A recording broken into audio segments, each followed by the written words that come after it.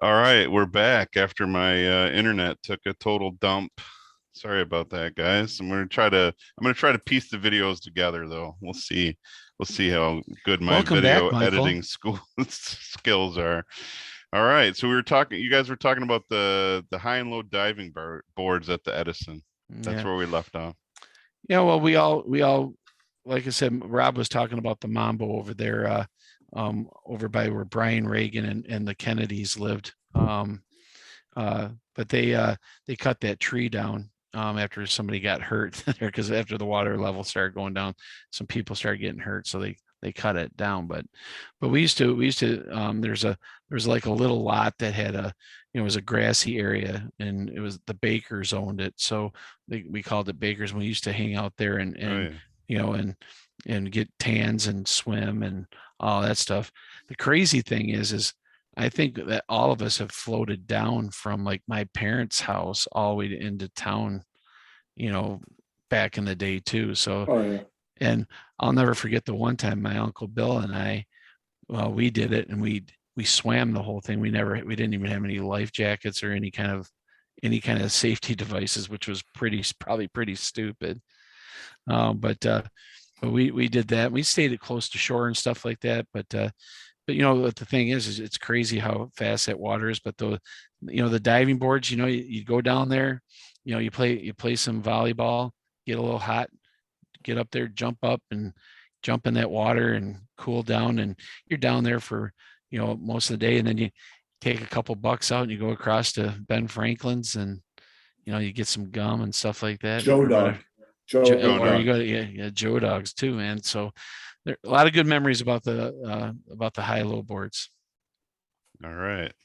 All right. So the next one was original Anitas versus the new Nitas. I mean, if he's talking about There's no nachos question. specifically, there's not even a comparison. The No. the old Not even. Anitas nachos were thousand a million times better than they are now, for sure. So I think he probably meant the Right. nachos because that's what they're Matter famous fact, for. this is actually a true story. Scott Welendowski and myself got the last order of nachos the night that it burned down. Wow.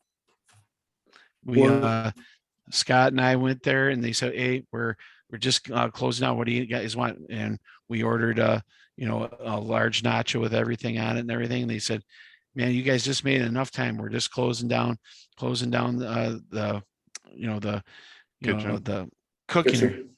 kitchen." So, and then we woke up in the morning and heard that it burned down. We're like, "Wow, that's You know what, crazy." Mike?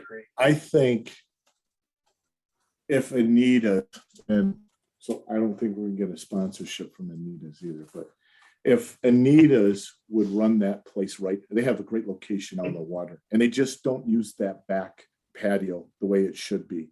Like when you go in there, they don't have tables set to make you wait for an hour when they have openings out there because they don't have enough staff. It's like people want to go out there and drink first, then maybe eat. Just let people go out and sit out Mhm. there. It's so mismanaged that they've missed the boat at Anita's, if you ask me. Yeah, I like the old place because it was nostalgic. You walked in, boom, there's the pool table, and then they had the long bar, and you had to go in there. You had to go all the way to the back to get your nachos from the kitchen area. What they're really missing is the fact that as Anita and the other owners got older, they were more worried about catering to the Canadian customers at that time than anybody else. And that's what I mean. And of course it's understandable because that's who was coming over At that and time, eating. 90s. Yeah. Yeah. And the thing is they the nachos of old compared to the not Mike, you're right on point there. Not even close. My opinion, in when you go downtown, I think Anita's is the coolest bar. When you look at it, where it's you feel like you have some major potential. I just think that not having somebody that has experience running the tables in the food area, having somebody that's got experience doing that, because we've gone Rob and I've gone in there and said, well, it's going to be wait. There's no seats. And then he walks all the way out into the patio, and there's like 6 to 8 tables available. Let me it's ask you just, this, guys. If they would have designed it where they had 2 levels, they put a bar facing the water like a Junction Buoy or the Voyager.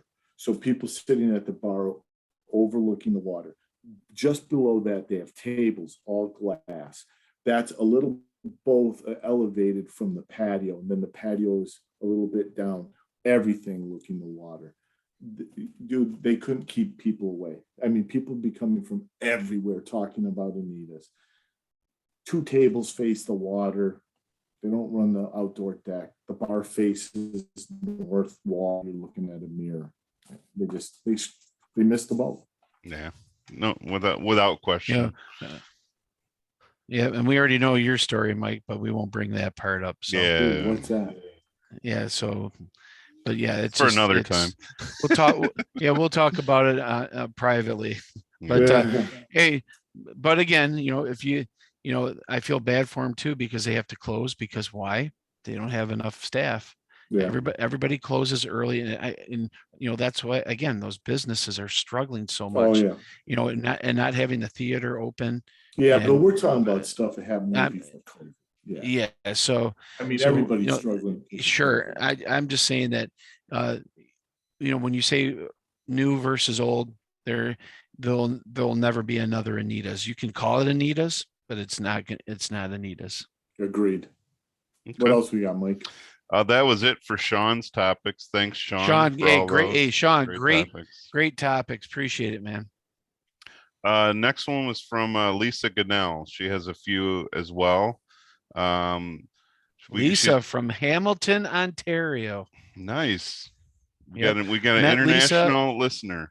Yes. Nice. Yep. She a great girl. Husband's awesome.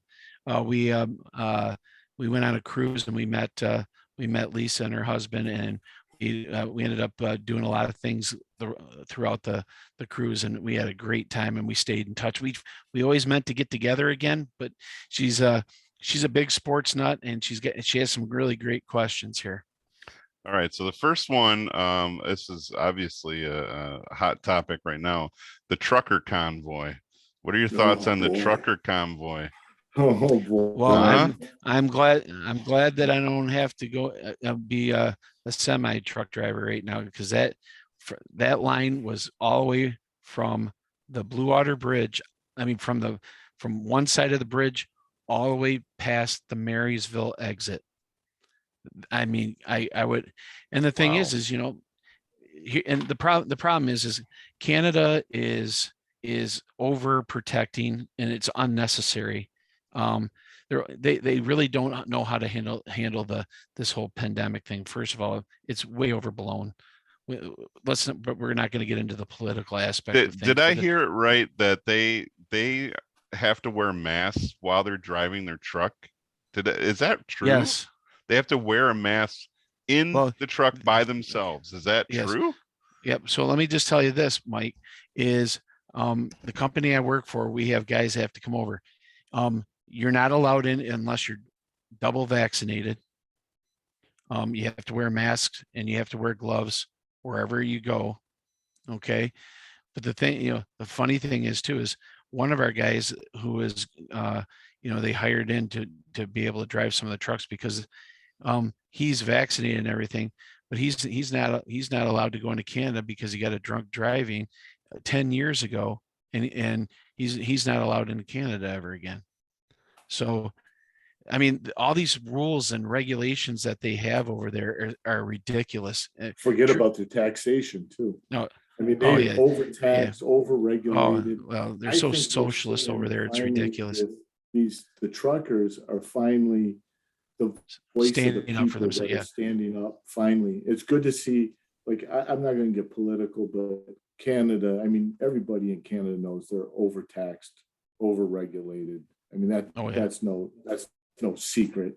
And I think finally you're seeing the younger people. When you talk to people our age and younger, they would tell you about how great their healthcare system is, because they didn't have to go into the healthcare system. They would just get cold. You talk to people of retirement age or older, they tell you how bad the health. It's like, so there's two disparaging stories out of Canada. And now I think that the people are starting to come together to see, hey, we need to fight, we need to stand up. Right. Because if you think about it, what we're talking on computers, we're talking with headsets on, we're in a house. Everything that is made this possible was brought here by a truck. And when you take those trucks off of the road and all the products, be it food, stuff for, the auto industry, stuff for, stores. I mean, I walked into Meijer the other day and you just can't, there was hardly any cereal, or there was no Philadelphia cream cheese or anything to be found anywhere. We just reached the highest inflation on food that we've seen in the last like 80 years percent. So we're at the highest. We're at over 7% in the last, I don't know how many months, but that's like, it's never heard of before. Not our lifetime, not our parents' lifetime, our grandparents' lifetime. We haven't seen that kind of inflation rate on goods and services. And Fred, you're right. Now, technology, maybe you say Wi-Fi and GPS, that's not brought to you by a truck, but everything else is, right? Everything that you have in your home was bought by a trucker. And if you regulate and put high tax on them, that price has got to be passed down to the consumer. I mean, if you're going to protest, hit them where it hurts the hardest, right? I mean, it was pretty strategic on their side. So yeah, I mean, I give them all the credit in the world. I mean, it sucks for us. But you know what? The thing is just hoping that it actually lights a fire under these people to start thinking. You know what I like? Who was that? Lisa's question? Yeah, it's one part of her question. Yeah. If Lisa is listening to this, or will not now, obviously, but will listen to this, I would like for her to comment back on that feed to tell us what she thinks about what's going on with that trucker convoy thing. Good idea. I'd really like to know from a Canadian. Yeah, and trust me, I know she's highly intelligent, so she'll be able to give us a good answer for sure. Thanks, Lisa. Yeah, all right. What's the other her next one had to do with Major League Baseball and steroids. So examples: Barry Bonds, Roger Clemens, A-Rod. Should they be in the Hall of Fame?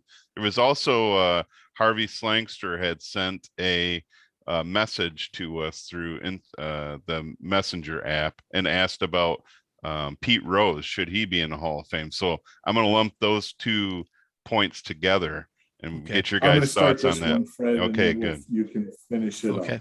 No problem. Absolutely, Charlie Hustle has to be in the Hall of Fame. No question about it. Anybody that says otherwise, you're an idiot.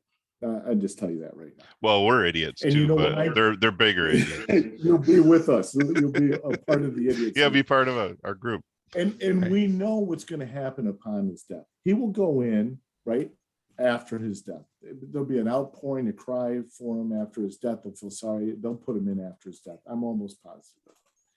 Second thing is, so the first part of that was steroids in baseball. Mm-hmm. Listen, you don't police the children, right? When something is going wrong in the house, right? If you have bad policies and kids are running amok, you look at the parents first. So in baseball, the players are going to do whatever they need to do to get on that field. There was no policy from one of the weakest commissioners in all of sports ever. And he let this go and run amok. And then we saw what happened with it. Yes, Barry Bonds, Hall of Famer, should go in. His numbers would be a Hall of Famer before the steroid scandal. Roger Clemens, yep, Hall of Famer. No question. All of them. Let them in. Let them all in. Here's my take on it. Okay, my take is there is nobody will ever beat Pete Rose's hit record.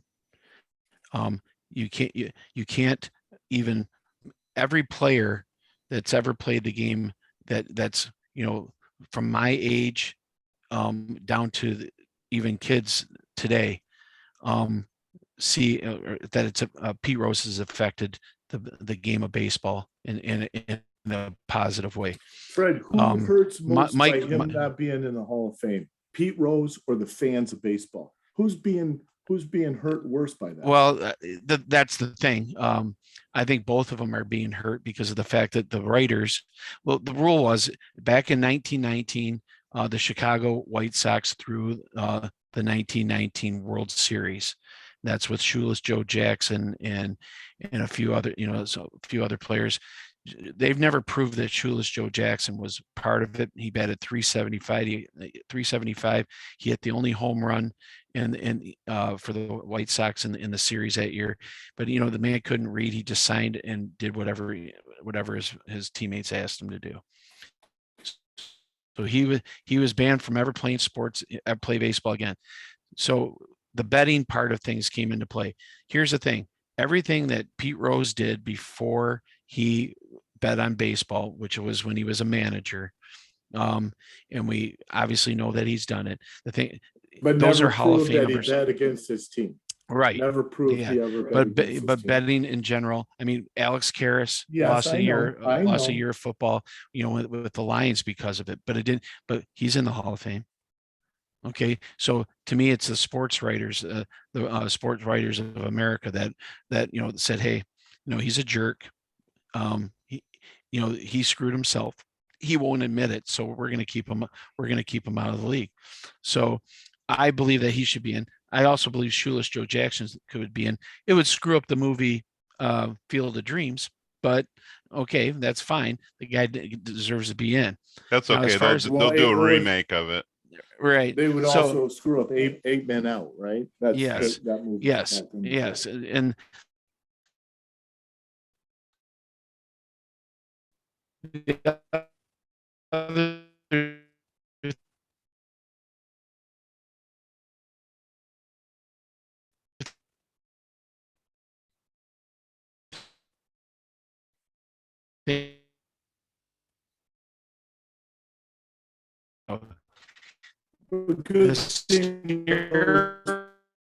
here's the funny part is they I'm back in it. Jesus. I'm back. Yep. So Okay. Fred, you're gonna have to repeat your whole last thing because it cut out completely. No problem. You sound like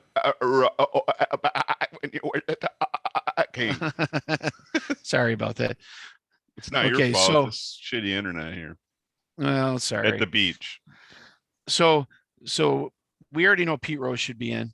We already know all that. But when it comes to the steroid era, there were there was a lot of players that were on it. It wasn't illegal at the time. There was things that they were taking that weren't steroids, that were considered, sports enhancing drugs. The thing is they used this to stay on the field because they were afraid that they were going to lose their job to somebody else. They wanted to be able to be on the field and be able to help their team win a World Series. I mean, you look at the Oakland A's, every player on that team was on steroids. Okay.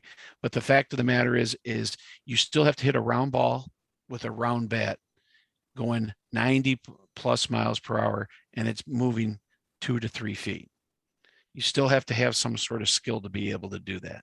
So yeah, but what they're saying is, I understand. Baseball is not the fact that their skill set and eye coordination to do that. It's that in the prior generation, you look at before the all-star numbers to after, there's such a slide down because of that healing properties. Right.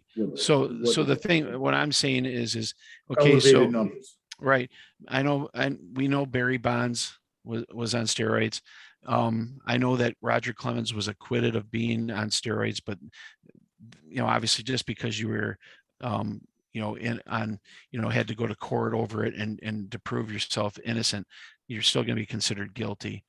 So there's no question. Roger Clemens was a hero of mine. We have the same birth date. People say I looked like him back in the day. I mean, I used to have his jersey, all that stuff. I followed him, got all his baseball cards, everything. And when they said that he was on steroids, did it hurt me a little bit? Yeah, because I didn't believe it. But when they acquitted him, it still lingers in the back of your head. I mean, they acquitted OJ, and damn well he did it. So Say it ain't so, Joe. Say it yeah. ain't so. So I think they should be. I think that all those guys should be in the Hall of Fame. Pete Rose, Mark McGuire. Mark McGuire's not in either. So I mean, there's a lot of guys. So at this point, for what they did even before the steroid era. You just said it though, Fred. You said it perfectly. You said they're not in, right? Everybody should be in. And you said it wasn't against the rules. They didn't have rules in place. So who should be blamed? The commissioner and the league should be blamed more than the players. Right.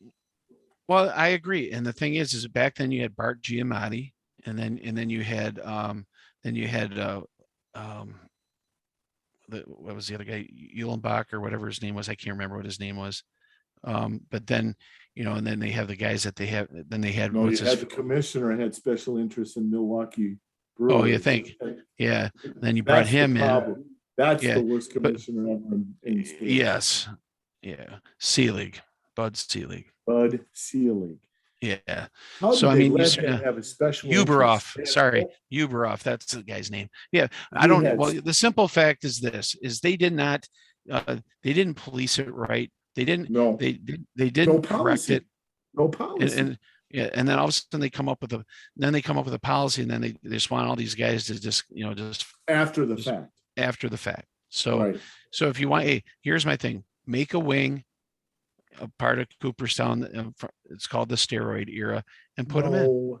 Mike, look at it this way: it'd be like having no law on marijuana, right? And then all of a sudden, a bunch of people are on marijuana driving, and all of a sudden, you see it. You write a policy or a law to it, and then not even go after the ones after you just catch after you just go. We think you're on steroids. You did it back or on marijuana. We're arresting you. That's really what it's like. Yeah. It's like you can't write the law afterwards and go back after them. Right. That's true. It doesn't make sense. Right. The funny thing too is Nolan Ryan was throwing 96 to 98 miles per hour at 45 years old, but he was never considered. Verlander still does. He's not that old, but I mean, he's throwing 90 out per hour. I know, but we're talking about a guy that played from like 1967 all the way up until I know. And this is just before the tail end or the start of really the steroid era. Right. But he's 45 years old and he's pumping the ball. He just threw the ball out at a game not too long ago, and they clocked him, and he threw it at 86. Now, is that a freak of nature, or why did anybody freaks of nature? And let's face it, Nolan Ryan never looked like he was on steroids ever. I mean, he just threw bullets. I mean, he had a beer gut bullets. And he had blood on his on his jersey after he punched what's his name. Roger Clemens didn't look like like he was on steroids. Yeah, he didn't really. Yeah, so whatever. All right. Well, good subject, Lisa. Yeah, excellent. I think that does it I think we got through all of them. Yep. Really? So now I think we got through all of them. Rob's got one question for us, and then we can call it a night. So what is that mystery question, Robert? So you guys want to know the mystery question, huh? Yeah. It's really not a mystery, right? Will the Rams be able to keep this team together? Because here's the one thing we haven't talked about 3 days after the Super Bowl. You know what? We just had a Super Bowl played, and our old quarterback went to a different city and won a Super Bowl when they said he could never win a playoff game. But Matthew Stafford's age, considering what they have cap space, the Rams, what they did to go get the Super Bowl, will they be able to repeat as Super Bowl champions? I will be more than happy to answer that question. First of all, congratulations, Matthew Stafford, on winning a Super Bowl. You have finally woken up some people in this state that we live in, state of Michigan, to realize that it wasn't all your fault and that it was the organization's fault, not yours. So congratulations on winning your Super Bowl. Secondly, they will not repeat simply because they have to replace their left tackle who's retiring. OBJ might not come back because he's on a 1-year contract, but and they don't have any first round picks for the next 3 years. Okay, let me stop you, Fred. Let me ask you this, because I like that point. Left tackle really wasn't that big of a factor. He was kind of sieve all the way through the year in the Super Bowl anyway. OBJ, well, he did enough. But you can get anybody in free agency just to do enough. So the second one is OBJ. OBJ had a couple good games and some tent poles here and there, but definitely replaceable if he does go. I mean, he wasn't a world. Well, let's say this, Rob. The Super Bowl would have been a different. It would have been a different game if he doesn't get hurt. I think they speculation, but I think they win. Right. I think they win by 10, maybe a couple touchdowns and a field goal, because he was opening up a lot of things. The game changed the minute he got hurt, which for us it was better because it ended up only being a 3-point game. But the thing is they don't have they need a running back, because both those running backs were putrid. Yeah. Okay, they couldn't hold on to the football. They didn't do anything throughout the playoffs.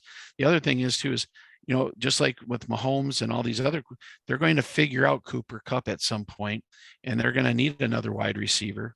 And sure, I'm sure there's going to be people that are going to come to free agency, but again, what's the cap space? What's their cap space looking like?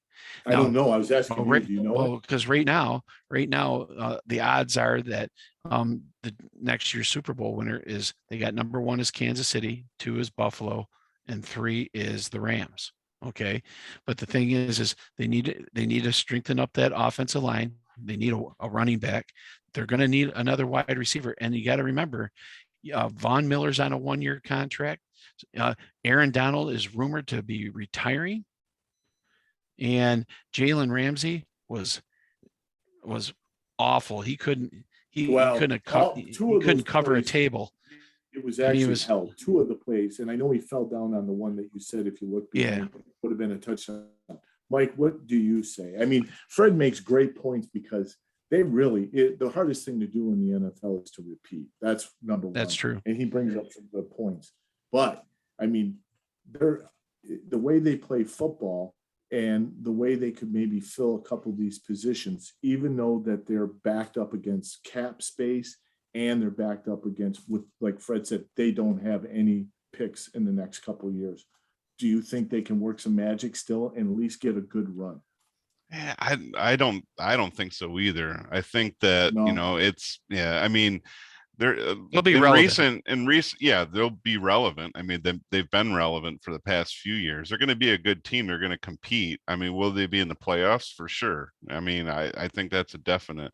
They have to do something about the running game for sure. It's brutal. I thought I was watching the Lions running game during the 43 yards. Brutal.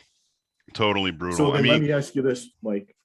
So if they don't repeat and they don't have the season like they do this past year, and they don't make it to the playoffs, then the talk around Detroit and with our sports media here say, see, if he didn't have the best team possible to win, he's the same old Matthew Stafford on the same old Lions.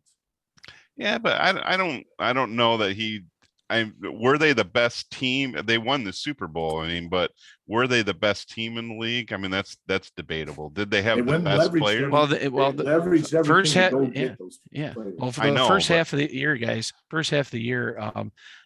were 7-0. Matthew Stafford was probably the first pick to be the NFL MVP, and then they went 5-4 for the back half of the season. They lost their last home game.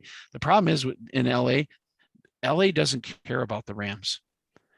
No, Oakland Raiders or the Vegas Raiders have a bigger following in LA than the Rams, and they don't care about the Chargers. They want the Chargers out. They don't want the Chargers there at all.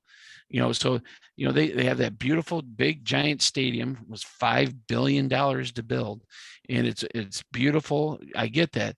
Now Matthew Stafford with the team that he's got now, with some departures and maybe some add-ons, I think they're going to still, they can still win that division. Irrelevant.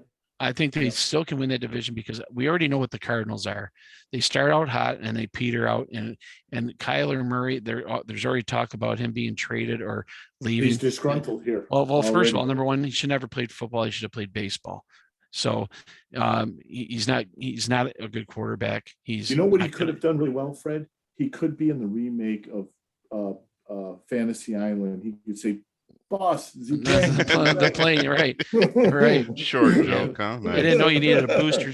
Didn't know you needed a booster seat to see over the Someone's got to do a meme of him like that, right? So, so the thing is, I think Matthew Stafford with that group, as long as that defense is good and they have some relative offensive weapons, which Cooper Kupp's not going anywhere, so that makes them relevant right there. Higbee is a good addition there at tight end. They could pick up Van Jefferson, who not only won a Super Bowl ring, but left immediately, and his wife gave birth to their second baby. So congratulations, Van. Who said Cooper Kupp could be figured out? Which one of you said? I did. Okay, but let me ask you this: possible great receivers though, Jerry Rice, right? All those guys, were they figured out? No. Could you figure them out? Okay, but what I'm saying is, Rob, it's similar to the Lamar Jacksons, the Kyler Murrays, the Patrick Mahomes. Well, quarterback's different. Quarterback's different, yeah. But they're different. They're going to, but there's going to be somebody that comes up with a defense that's going to put people in proper places, and it's going to trick the quarterback. And you're not going to see. I'm not saying that he's not going to have big numbers, and he should have won the MVP this year, not Aaron Rodgers. That's why I think the reason why Matthew Stafford didn't win the Super Bowl MVP was because. But a receiver, Fred, unlike a quarterback, because the quarterback's behind the line, receivers going past the line. I understand. When you make adjustments to negate a receiver, then there's openings other places. That's why it's been so tricky. That's why receivers get so much big numbers for a long period of time. If they can run a route, and they can find open space and make guys miss on tackles. I totally agree. I'm not saying that they can't. They're going to figure him out. But the fact is, if they did, and they don't have another receiver to complement him, like Odell Beckham, and Van Jefferson just becomes Van Jefferson, then you're looking at a team that's probably going to be, 9, 10 and 6, 10 and 7, 10 and 8, or because they're going to eventually they're going to go to 18 games at some point here.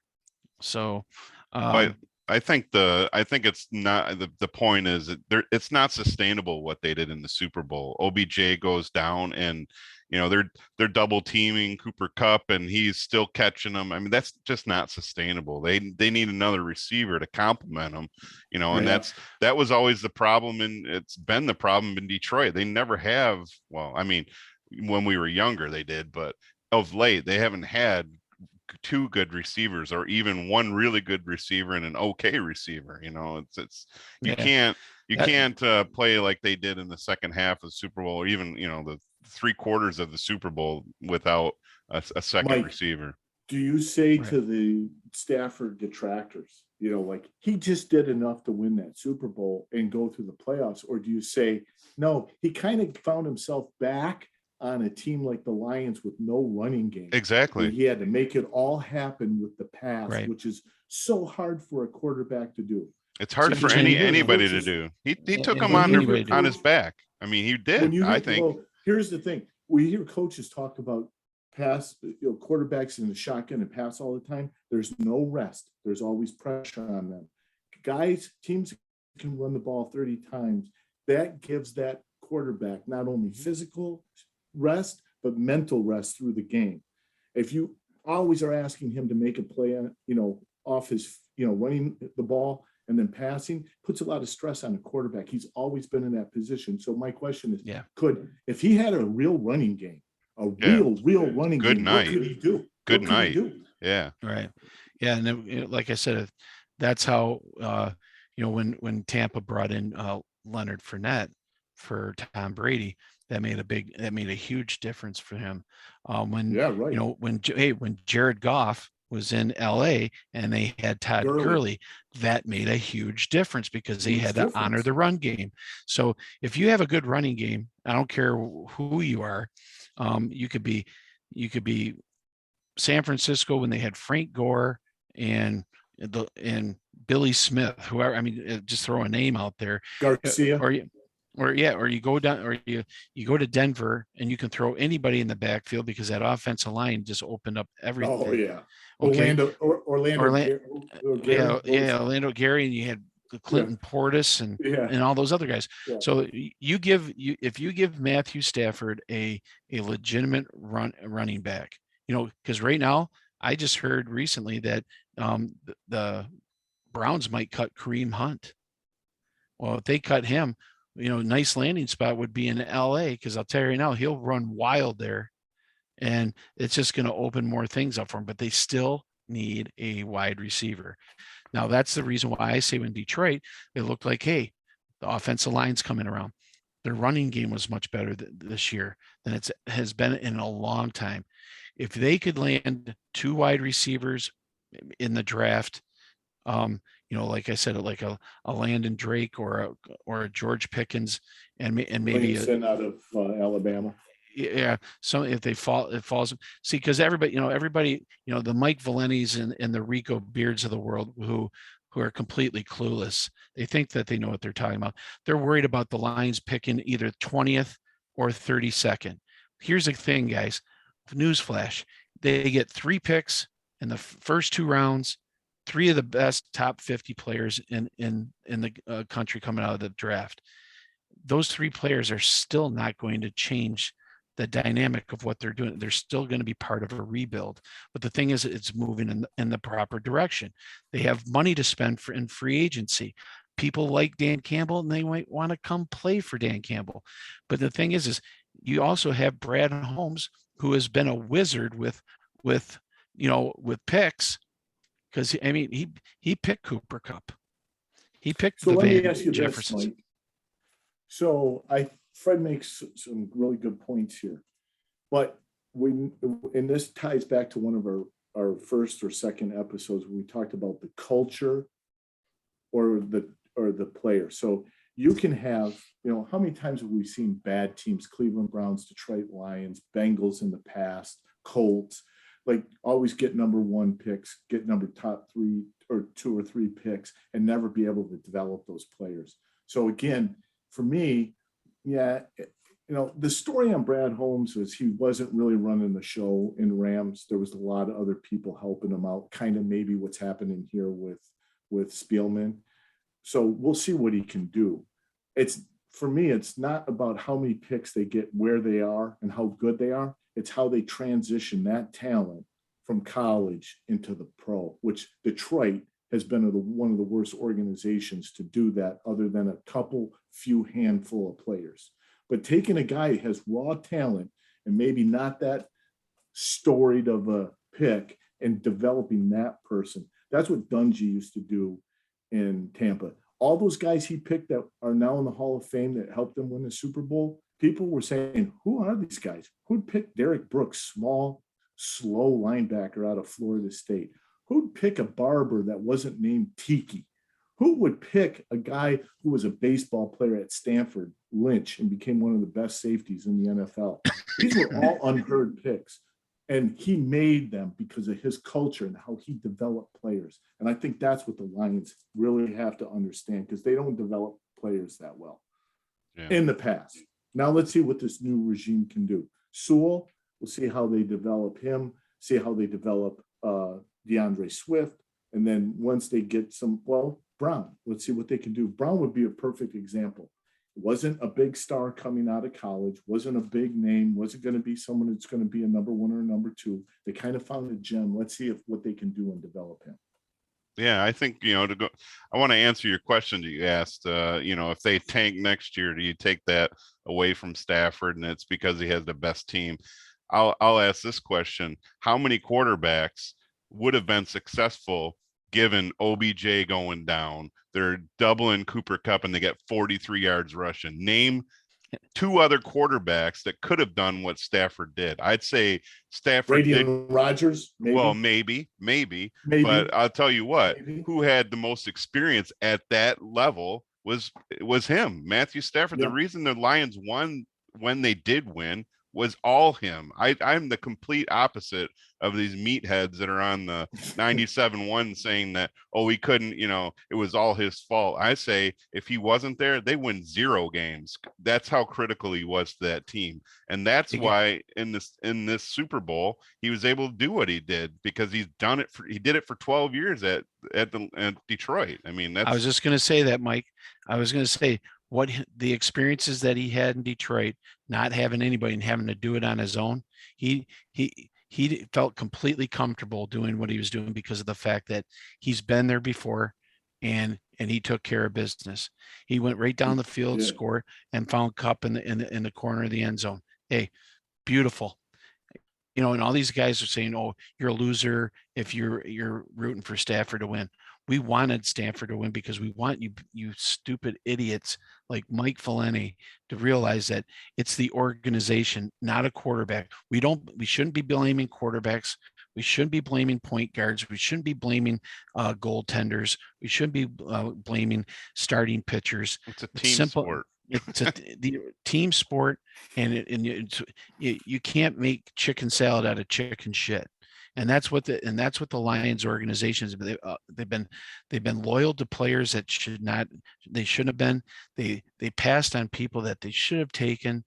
I don't know how many times we've watched it, an NFL draft, and praying to God that they pick somebody that they should have, and then they pick somebody complete. The one year I wanted them to take Ray Magaluga to play linebacker. Well, they took Lake and Tomlinson. And I was like, what the hell is going on? They got rid of him. And what's he doing? Oh, he's just starting for the San Francisco 49ers, and he's basically a stud. That goes to show you what if you are going to make said. Chicken salad, though, you need to use helmets. That's all I'm saying about that comment. Well, so I had a conversation with a guy the other day down here in Florida, and he was telling me, he said, well, he was an anti-Stafford. He said, well, he didn't win a playoff for 12 years and he couldn't get that team above a certain level. I said, let me ask you this. Do you think if Brady would have been drafted by the Lions that they would have been a Super Bowl contender every year? No. He said, yeah. I said, no. It's just the one position. I said, he doesn't know Detroit. Brady or Rodgers, you might have had one more win a year. You might have had one one playoff win, but what does that get you? I mean, that let's remember this guy did. Let's remember that Stafford didn't draft these players. He didn't call. He's not the coach. He didn't punt. He didn't kick. He didn't play defense. He played the main position, and he put this team many times in positions to win games, and then the defense would just falter. True. So, I mean, we've never had a team where a cohesive group of guys where they were good on defense, they were good on offense, and good on special teams. It's always been, okay, the offense is looking really good. Like back when Scott Mitchell had Johnny Morton and Herman Moore and Jermaine Crowell. Jermaine Crowell was a stud, and all these guys, they had that little run and shoot thing going on. Plus, he had Barry Sanders. Okay, but then the defense comes out, and who do they have? The defense gives up everything. Then the Schwartz years, the defense was good, undisciplined but good, and nasty. But again, you don't get it. You don't get a running back that's worth a crap, or you can't. You can't stay healthy. The Patricia years, you had a fairly decent, hard-hitting defensive squad, but you're only rushing 3 the whole game. Yeah, I mean, it just made no sense. I mean, you're always putting pressure on your corners. The game that you and I went to against the Cowboys, I mean, Dak Prescott went through his progressions 3 times before anybody. before he even had to throw the football. He didn't have any pressure on whatsoever. I mean, and that's the thing that with defense in the NFL, you can't just keep rushing three down linemen and expect to put any pressure on a quarterback, especially when you don't blitz. And that was one thing that Patricia didn't like to do. So we'll see what's going to happen here. Hopefully Aaron Glenn sticks around. He doesn't get it, he doesn't move on. Let's see what this Ben Johnson guy can do as an offensive coordinator that they brought in. And let's see what they do with these 3 picks. And who knows? They might trade some picks and move up. They might trade, Decker and move Sewell over, and they might pick some other guys up. Because right now, remember the guy I told you about, the guy from Central Michigan? Here we go. I'm just telling you. Did you see the Central Michigan? I saw the commercial for Central Michigan. What did you guys see it? I was watching it on my phone, so maybe it was different for me, but I don't know. It was a commercial for Central Michigan during the Super Bowl. So there you go. Todd McShay and Mel Kiper just did a new mock draft 2.0, and they have this guy going in the top 10. Mm-hmm. We'll see. Wow. So nice. Mike, if anybody's listening to this, and maybe Fred, you can put the question up there. I want to know from people that would listen to our small little podcast. Should the Ford sell this team? Should we make the Ford sell? They never will, because they're making money hand over fist. But they're the problem. We got to boycott somehow. Listen to us. We're being all optimistic, typical Lions fans. Maybe they'll do something next year. We're not going to do anything. I mean, who are we kidding? Who are we kidding? So scratch what we said for the last 5 minutes about how the Lions have a chance. They have no chance. Let's just accept it for once. It's the first step in the 12-step program. We have to accept that these guys suck, and they are going to suck. Okay. Well, I'd like so to are, see are we going to be make amends? So there's 2 things we can be. We can either be cautiously optimistic, or we can just be casual, casual watchers or something. I'm invested in the team. I'm a Lions fan. I watch every freaking game. He is. Yeah. So I love the Lions, no question. You do. I could care less about the rest of the NFL. I love the Lions. I watch them lose, and I know I'm gonna be excited. I know I'm gonna say maybe this is a year, just like I do every year. But I'm an idiot. You guys are idiots. This is why we're on this program. I mean, Detroit deserves better, no question. Hey, our former quarterback won, and we thought we did something. We thought, oh my God, this is awesome. That's how pathetic we are as fans, and how starved for attention. We're like that kid that's just acting out just to get attention. That's what we are as Lions fans. It's pathetic, but hey, it's Detroit, man. It's what we are.